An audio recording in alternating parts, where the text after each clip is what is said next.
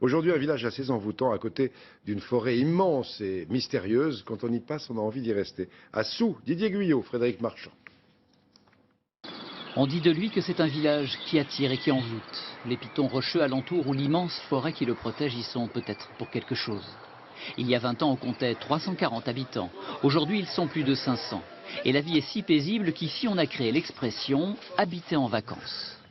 On va passer par là. Henri Fioc, le nom de sa famille est attaché au village depuis 1487. Il fut un temps où Sous s'endormait, où les maisons s'effondraient. Alors avec son énergie et ses idées, il l'a fait renaître. C'est le plus ancien quartier du village, c'était les remparts. À un moment, on était les seuls dans le village. Maintenant, il y a 1, 2, 3, 4, 5, 6, 7 maisons qui sont occupées. Donc le village revit. Il y a 23 ans, il crée un festival Mozart. À l'époque, on le prenait pour un fou. Aujourd'hui, Mozart affiche complet. Petite fille, Carole Pervy a toujours aimé les chapeaux. Elle en a porté de toutes les formes, de toutes les couleurs.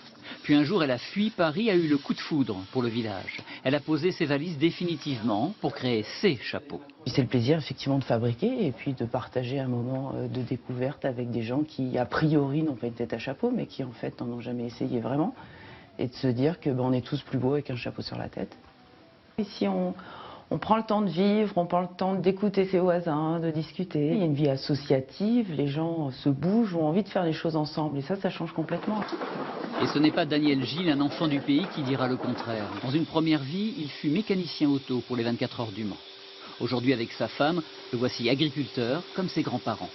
Grâce à leurs 52 chèvres, ils font un fromage symbole de la région, le Picodon. Tous les agriculteurs faisaient leur petit fromage de chèvre et ce fromage, qui était banal à l'époque, est devenu finalement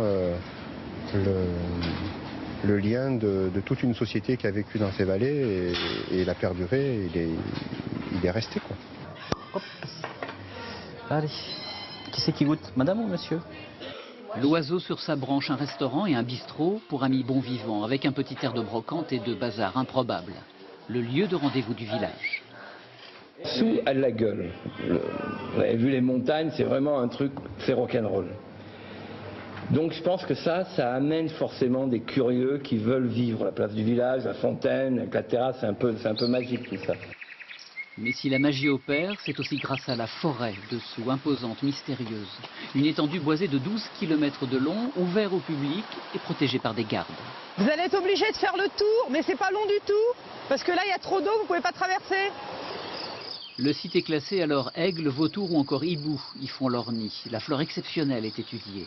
C'est un peu un paradis à l'abri, derrière des falaises. Un lieu comme ça, c'est un lieu magique, hein, c'est vrai. C'est un concentré de nature, un concentré de grands paysages, facile d'accès. Ça vaut le coup de le préserver. Oui, bien sûr, c'est tellement génial comme endroit, c'est tellement riche, c'est tellement varié. Ça vaut le coup d'investir là-dedans pour la préservation de la biodiversité. On aime rappeler au public que cette forêt est un héritage, elle n'est pas venue toute seule par hasard, alors il faut tout faire pour veiller sur elle. Sous dans la Drôme, l'un de ces villages qui font la richesse du département, on y retourne demain.